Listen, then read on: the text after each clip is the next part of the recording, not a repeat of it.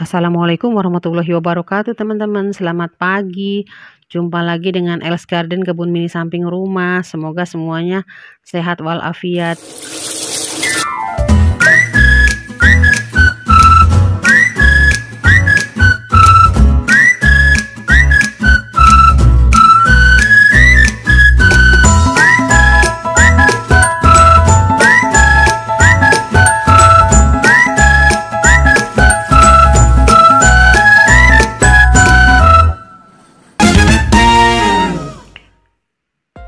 Hari ini Kamis tanggal 4 Juli 2024 teman-teman, kita akan mereview paket tanaman, paket bibit tanaman yang kita beli teman-teman.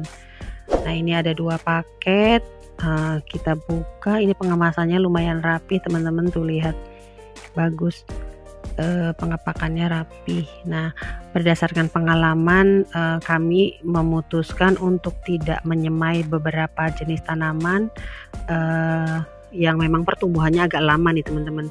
Jadi kita tidak menyemai lagi dari biji. Kenapa? Karena pertimbangannya ini, kalau kita mau nanam dari biji, nyemai dari biji, itu minimal 150 biji teman-teman, saset yang paling kecil. Nah nanti kalau kita semai dari biji, kebun mininya didominasi hanya oleh beberapa jenis tanaman saja teman-teman. Jadi supaya variannya lebih banyak, seperti ini kale, kalau beli bibit tanamannya itu bisa bisa membatasi mau berapa gitu. Saya suka belinya tuh 3-4 pohon teman-teman untuk satu jenis.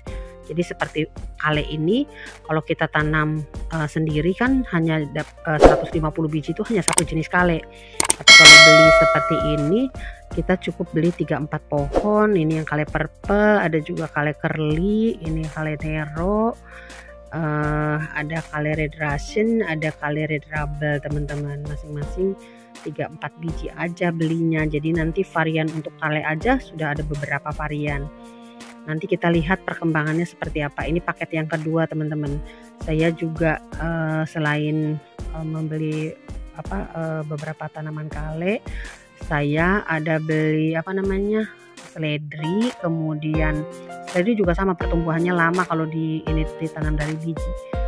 Jadi karena butuhnya tidak terlalu banyak gitu, saya juga beli bibit seledri. Kemudian beli juga itu bawang daun teman-teman. Seledri itu sekarang seringkali kalau kita beli di pasar tuh sudah nggak ada akarnya. Padahal kalau beli kalau beli yang ada akarnya itu sisa dapur, kita bisa tanam teman-teman. Nah ini seledri nih, lumayan bagus karena ini tuh semuanya media tanamnya dibongkar sama yang mengirimnya, jadi bisa langsung ditanam teman-teman ke dalam pot. Karena kalau tidak bisa mati ya. Jadi ini tuh dikasih air dulu sebentar, didinginkan, kemudian dimasukkan ke dalam pot teman-teman.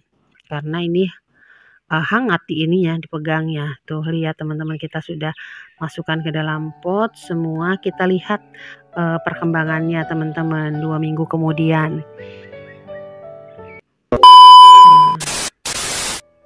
Nah ini setelah 2 minggu, kita lihat ini red Russian tumbuh dengan baik teman-teman. Sudah tumbuh daun baru, yang hanya 1-2 aja daun yang paling bawahnya itu menguning, kita buang karena sekarang dia sudah tumbuh daun baru teman-teman.